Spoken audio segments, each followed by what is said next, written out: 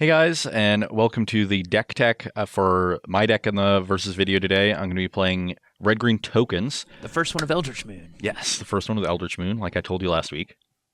We're going to be playing with Eldritch Moon. I thought it was going to be Legacy, and I was wrong. I admit that. Got to get the new cards in. They're sweet. We've got a lot of cool new cards from the set, and this deck showcases a good number of them. This is a deck that we tried while we were testing here in Roanoke for the early part of Shadows over Innistrad Standard. It was a deck that was reasonably competitive, but just ended up falling by the wayside. It wasn't quite there, but it was close. And we've gained some pretty powerful new additions from Eldritch Moon, and so I wanted to try the deck out with those new cards and see if they are good enough to put it over the top. So as you can see in the first column here, this was sort of the basis of the deck, was this Thopter package with Hangerback Walker, Thopter Engineer, and Pia and Kieran Nalaar. And they're all cards that provide you multiple bodies, so you can go wide and use your Planeswalkers effectively.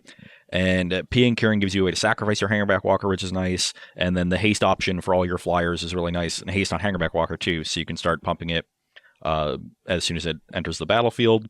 So these are still here in pretty good numbers. Definitely not going to mess with the core of the deck too much.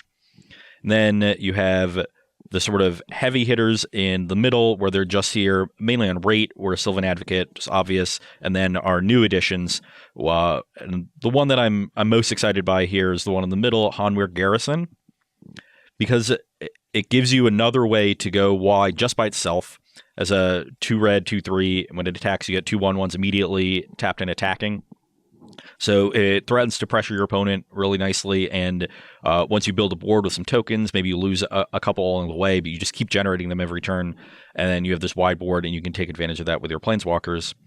And then Ulrich is here, like Sylvan Advocate, mainly on rate. Just a very powerful card, big body for the size, and you can generally just pump a Thopter and maybe kill a Planeswalker with its enters the battlefield trigger, and it threatens to sort of take over the game if it is able to transform a lot.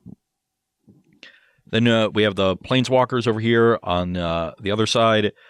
Nissa and Arlencord, both staples of the deck, great with all these token makers. And then one Chandra here is a really powerful top-end card. I remember the list that we had before had more copies of Chandra, and since the curve has sort of come down and we're even more focused on the token aspect of the deck, I don't think you need as many Chandras, but the card is just so powerful that I felt the need to include one, and you'll see there's another in the sideboard. Yeah, I feel like the old version was like we had like Oath of Nissa, and it was more of a dedicated Planeswalker deck, and this is actually more of like a pure tokens deck. Yeah, it's definitely changed a little. Garrison certainly changes the dynamic, and that's why we get to play the full 4 outnumber. I'm not sure if we had 4 back then. We had 2 or 3. Probably like 2 or 3, but I definitely like it now. A very common play pattern is just going to be like attack with Garrison. You have 3 creatures, and if your opponent like plays an Avacyn, you can just outnumber it for 1 mana pretty easily, and that's definitely super powerful. So yeah, I like that inclusion. Outnumber was a card that we found initially when playing the deck months ago that almost gave it the staying power to compete against other decks, because the cards like Roast and the other removal that Red had access to was not very good. But Outnumber, being an instant speed, being so cheap, lets you really get a huge tempo swing on your opponent on some key turns that you double spell, maybe turn 4 or 5, along with either another Planeswalker or a key token maker to develop your battlefield. Outnumber being able to kill anything from an early Sylvan Advocate or Reflector Mage to an Avacyn, and up to, like the Gitrog monster you can probably kill with this. You just make so many bodies. Yeah, it can just it kind of turns into Swords to Plowshares in the late game. Yeah. I also like how it is a 1-man option that you can actually target your Hangerback Walker with, just in case you need to pop your Hangerback Walker and get a bunch of Thopters and go in the air. Outnumber can let you do that as a surprise. And then supplemented that with a couple Oath of Chandras. This card was fine in small numbers. It kills most of the early game creatures, and you have so many Planeswalkers, it actually does deal 2 to 4 damage to your opponent pretty easily, and that kind of value is not to be underestimated in a deck like this, where you're often sort of clogging the ground and then going to the air with your Thopters to finish the game, and every like little bit of reach that you get can really make a difference in those scenarios. The mana base is pretty simple. We've had to cut down on Westvale Abbeys down to just 1 because we needed to make room for Hanweir Battlements, the other sort of half of the Hanweir meld. You get to, it's just another colorless land. You can give creatures haste, which is a really nice ability for pressuring Planeswalkers, especially nice with Ulrich or Sylvan Advocate and Hangerback Walker. And then can act as a mana sink in the late game, much like Westvale Abbey. If you have Hanwir Garrison, and turn into whatever that giant Eldrazi ooze thing is. We're the Writhing Township. Yeah, which is a great name for a Magic card. I think that card's just super sweet, just like on power and flavor. I think this card is awesome just by itself. It wouldn't surprise me if there were multiple decks that played it without Hanwir Garrison. Obviously, it's kind of a free roll, and it's very good in this deck as a token deck, but just being able to give something haste for 1 mana is really powerful. Yeah, incredibly good with all the Planeswalkers that are seeing play in Standard right now. Giving your creatures haste and being able to pressure them seemingly out of nowhere is a really nice ability. Yeah. Haste always seems to get underrated, I think. It is a very powerful ability. I think it is the second best ability behind Lifelink. I think Lifelink is kind of criminally underrated. Sure, Lifelink's great. People, just gaining life is so good now. Yeah. The rest of the mana base, because we have 4 colorless lands, I have decided to be a bit conservative with the mana and play 2 Timber Gorges. AKA my mana base is terrible. So we do have green on turn 3 and red on turn 4. And without Oath of Nissa, I'm a little bit worried about the mana. It's possible we need to cut down on maybe the Oath of Chandras and some trim places to get some Oath of Nissas into the deck to help fix the mana. Because right now we're only on 16 red and 16 green. And even though 16 red is probably fine for casting the double red cards, we're going to want double red usually on the turns that we outnumber. And 16 green sources to get double green on turn 3 is probably a little light. Yeah. So the mana is certainly something to watch out for. And there's certainly a cost to playing these colorless lands in our deck because the colors are pretty well spread out despite being a 2-color deck. It's also possible that we end up even trimming down on Nissas because we don't have a lot of green cards. It's very much a base red deck, and that would allow you to skew the mana base towards being more red-centric and make the deck more consistent that way. So there's a few different ways to take it, but for now I wanted to maximize all the token synergies and make sure we could figure out exactly how all the pieces fit together, and I guess consistency be damned. We'll see how it goes. Yeah, that is it for the main deck, and you can come back and check out the sideboard.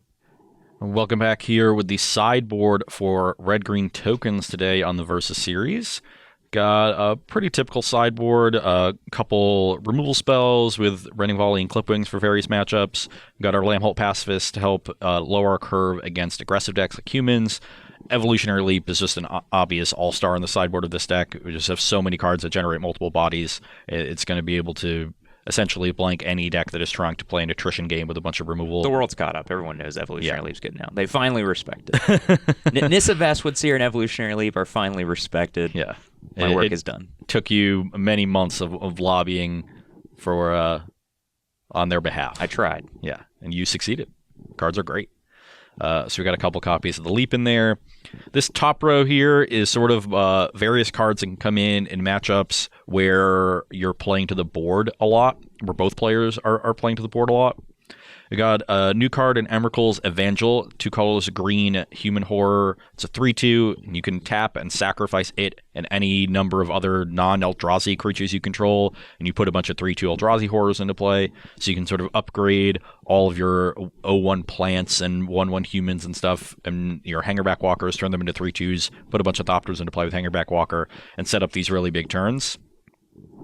Where you do that, where you sacrifice on the end step, untap, play an Anthem or 2, and have this incredibly gigantic attack. So any game that is going to go along that way and the board gets very clogged up, I think Evangel is going to shine. In those similar matchups, I just want more ways to deal with my opponent's array of creatures, and Dragonlord Atarka and Chandra with its minus ability are both able to do that. Chandra can also come in against a control deck and just as an additional planeswalker. And then Magmatic Chasm, like Evangel, just lets us set up these really big attacks, but this time they just blank all your opponent's creatures. Usually you should be able to create a board that has maybe 5 to 10 power easily, and you've already dealt damage to your opponent. If you can combine Chasm with another Anthem effect of any kind, then you should be able to set up a game-winning attack, but it's certainly not an effect we want to flood on. And then Atarka's Command is sort of my plan against ramp decks to bring in more aggression and a little bit of direct damage. I was waiting for this one. I was like, I don't know why that's there. I think it is also going to be reasonable in token mirrors to have an Anthem that you can play as a combat trick. But I just wanted an effect against ramp where, other than the Actor Treason type of cards, Sure.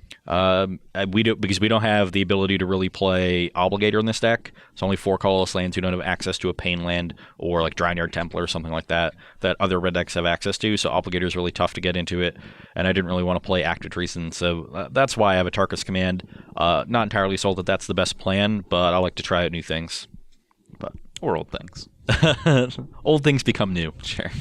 The magic is cyclical. It is indeed cyclical. This is my cyclical symbol. I'm pretty disappointed that you have this package, but what are we missing here, Ross? I don't know what you're getting at. What do you think we're missing? Den Protector? Nissa Vashwood's here. Oh, sure. Come on. Why do we want? I don't want Nissa Vashwood. Disappointed. That's all I gotta say. Okay, I can live with that. All right. Okay, as I live with major disappointment, you can come back and join us for the games.